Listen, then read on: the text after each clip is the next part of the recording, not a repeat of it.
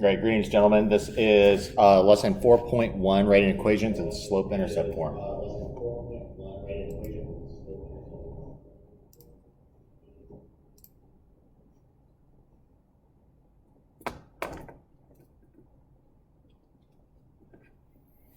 All right, to get started, we'll have directions, and remembering that slope-intercept form is the following. It's where we have y is equal to mx plus b, which is also known as function form. We have our independent variable x and our dependent variable y, the input and the output. Labeling the other two parts of this, we have m and we have b. M is what we know mathematically as slope, right? And we already discussed how to calculate slope as the rise over the run, versus the y-intercept is what we're going to distinguish with the variable b. I think the only real confusion there is that we call that a y-intercept, and sometimes people confuse that with y, that dependent variable. It functions differently. This is the y-intercept, or in other words, where the line crosses the y-axis.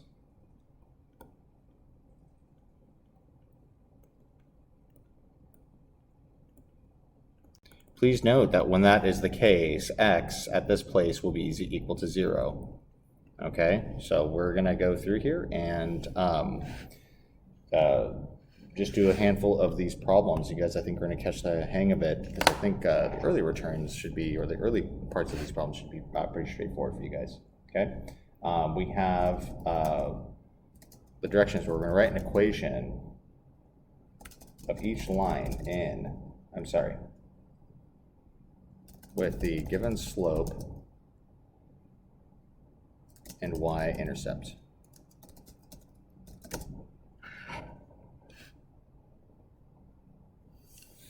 Okay, so the way that we do that, first one we're going to have here, where our slope is equal to 3 and our y-intercept is equal to -1. Now, remember what we just handled, okay? Going back up here, we have slope-intercept form, okay? We have y is equal to mx plus b. So our equation, very straightforward, y equals m, which is our slope, which is 3, x, and then plus b, here's our b right here, which is -1. That's it. This is my equation in slope-intercept form, okay? If I have the following, if I have a slope of 1/2 and I have a y-intercept of 0, okay, well, again, y equaling mx, here's my m, 1/2, so 1/2 x, plus b, which is 0, when there's no reason to add 0 to the end, right? Anything plus 0 is just itself, so it's an identity, and we just leave that guy as is. Y is equal to 1/2 x, and that's our equation. It goes right through the origin. Okay, so sometimes we need to actually calculate the slope, right? Which we know how to do given 2 points. So here's our directions for the next two problems. We're going to write an equation of each line in slope-intercept form. Okay, looks like this. Here's our first one. So we have an equation, we have a coordinate plane, right? With our y and x axes, y the vertical y the vertical axis, and x the horizontal axis, with -2,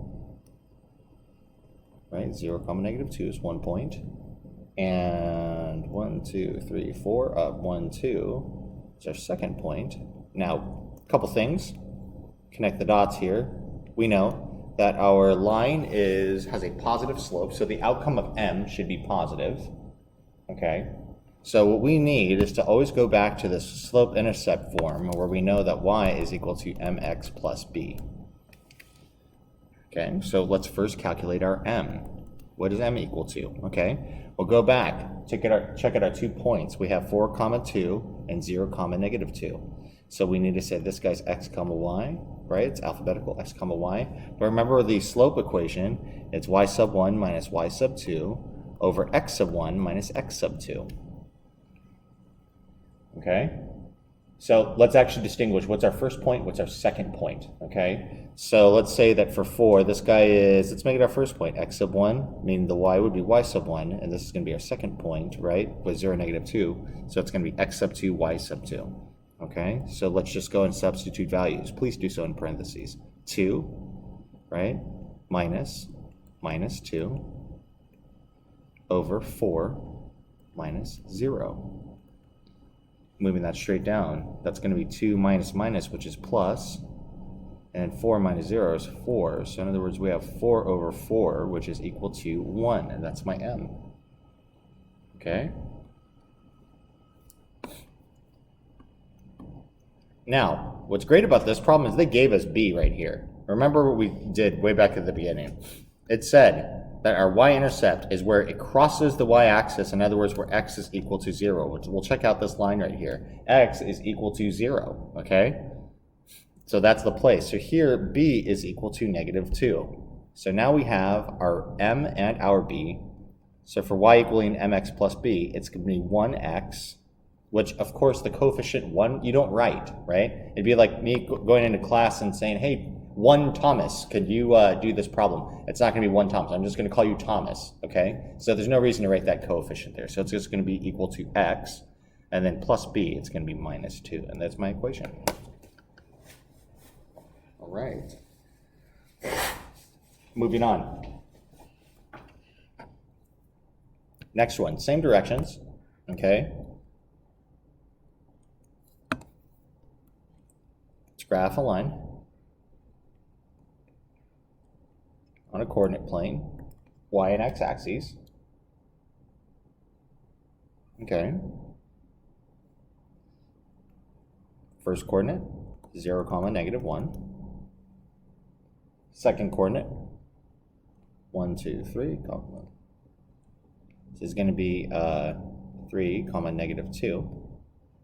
Let's go ahead and make our line through those two. Now we do expect right now, this is a negative slope, right? From left to right, it's a negative slope. It's going downhill. So we need to make sure that we put that in as being a negative slope, okay? Or the outcome of our m here should wind up being negative. So let's go and label our points, x sub 1, y sub 1, x sub 2, y sub 2. We know that we could do this in either order, right? We could do 2 minus 1, 2 minus 1, right? As long as it's y over x, doesn't really matter. Okay, so we'll do negative 1 minus negative 2 over, right? That's the y's, and then over the x's, 0 minus 3. Okay, and negative 1 minus minus is plus. Okay, and then 0 minus 3 is negative 3. So this is going to be 1 over negative 3. Or just equal to negative 1/3. That is our m here. Okay? So we have m. Going back to our line, good luck, is that we have where x is equal to 0, where it crosses the y-axis. So this is our b right here. It's negative 1. It's the place that it winds up crossing. So we have everything we need. Y is equal to mx plus b. So m, negative 1/3, x, plus our b, which is negative 1. Tag on that negative 1 on the end. That's our equation.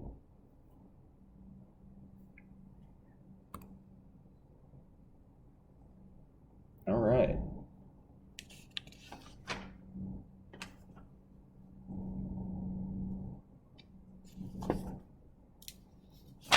So far, so good. I don't think we're going to have any here. I'm just checking your assignment real quick, making sure that we're not going to have any problems that are going to have a not include a y-intercept as one of the coordinates. Okay, so continuing on.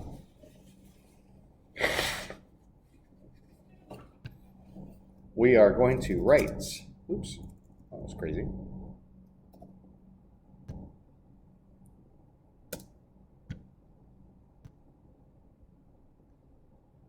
Just trying to manage here. Oops, come on, there we go. Try to write an equation of each line that passes through the given points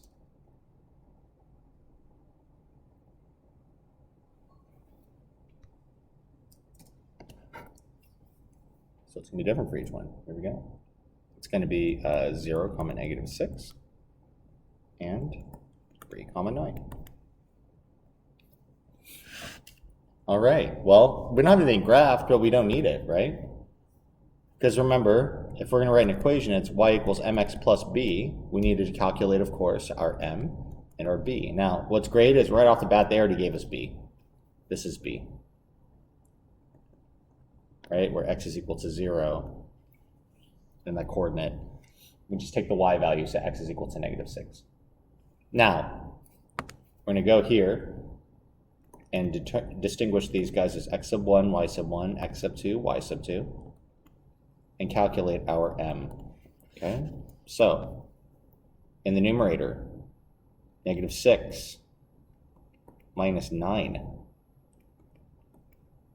over 0 minus 3. Negative 6 minus 9 is equal to negative 15. And 0 minus 3 is negative 3. When you divide negative 15 by negative 3, we get the number 5. That's our m. They already gave us our b. So our y equals mx plus b, we know that y is equal to, our m is 5x, and our b is negative 6. There we go.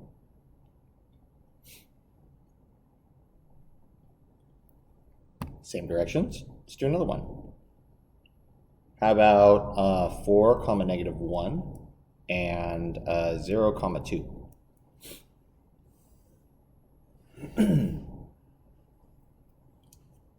Again, kind of shortcutting this time. Hey, look, this is b. b is 2 this time, right? Where we have our x is 0, so boom, we're just going to lob that guy off. X sub 1, y sub 1, x sub 2, y sub 2. And now we're going to employ our slope formula. M is equal to negative 1 minus 2.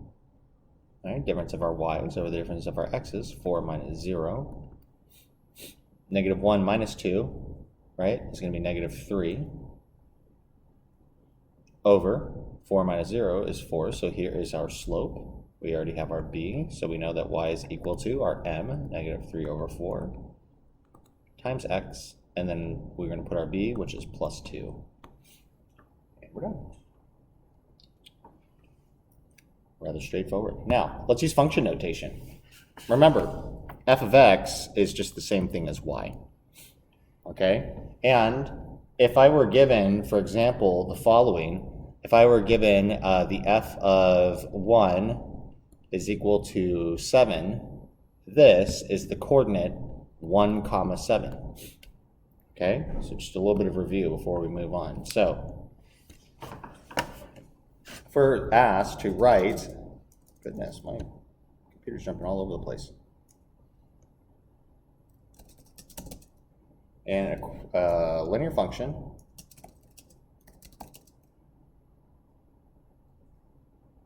f with the values, the f of 0 equaling negative 4, and the f of 3 equaling 8. This is just actually like our last problem. It's just in function notation. So all we have to do is translate what those function values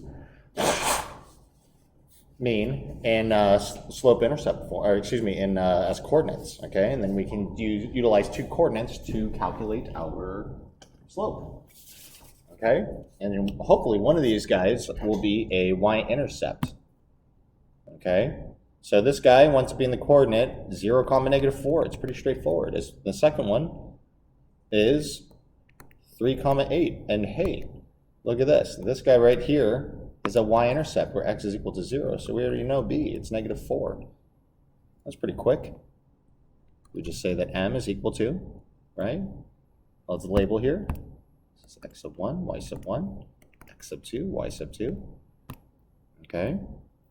So negative 4 minus 8 over 0 minus 3. Negative 4 minus 8 is negative 12 over negative 3, right? 0 minus 3 is negative 3, and that's going to be 4. And there we go. Y is equal to mx plus b being that y is equal to our m, 4, times x, and then our b is negative 4, and we have our equation. All right. Last but not least, let's do a word problem.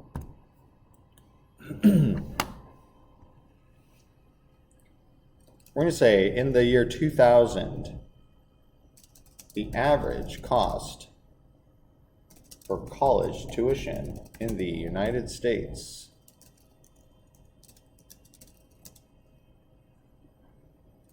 was about $14,000. I actually was in college in the year 2000. It was actually much more than that, but I was in a private university.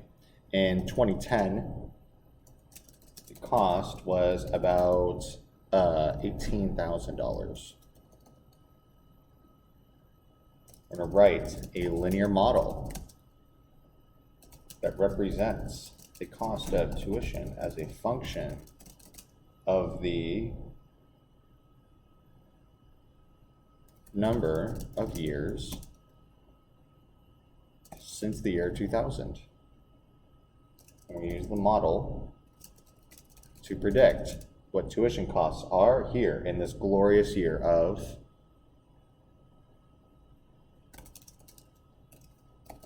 2020.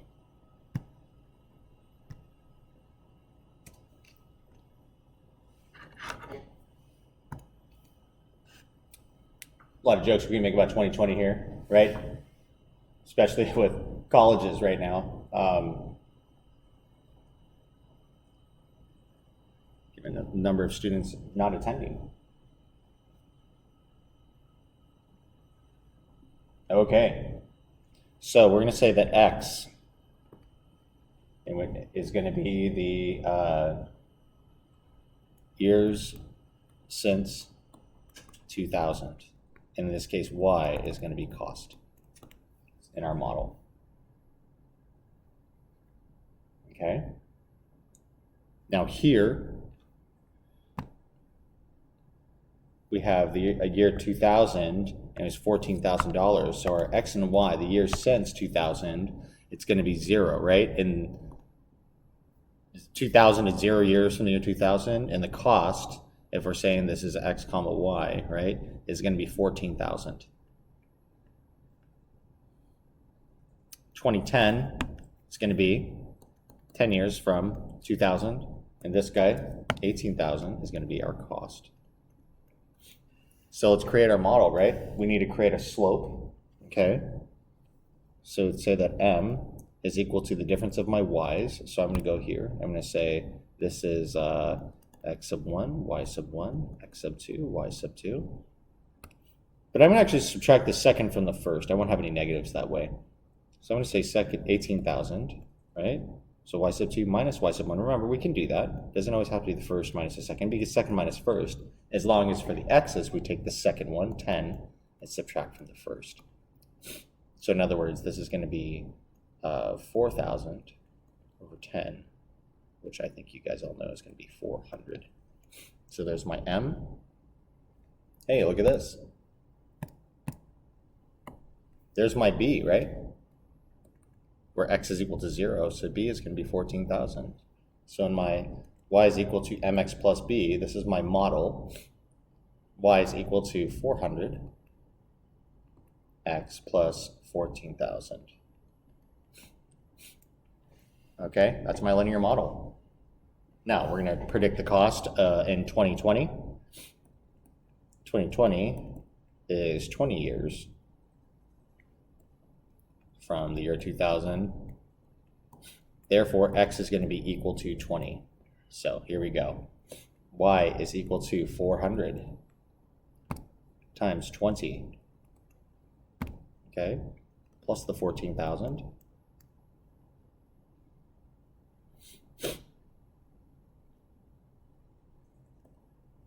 Y is going to be equal to, well, 400 times 20 is going to be 8,000, right? 4 times 2 is 8, 3 zeros, plus 14,000.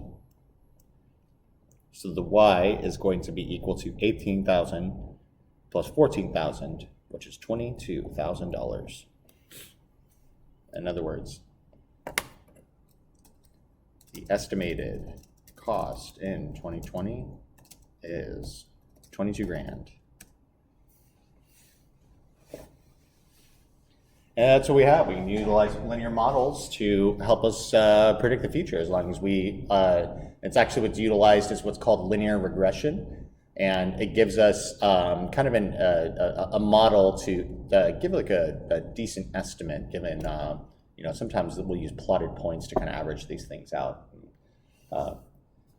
You'll see this absolutely when you guys take statistics. When you, if you have any questions, go ahead and contact me. Go ahead and get started on lesson 4.1.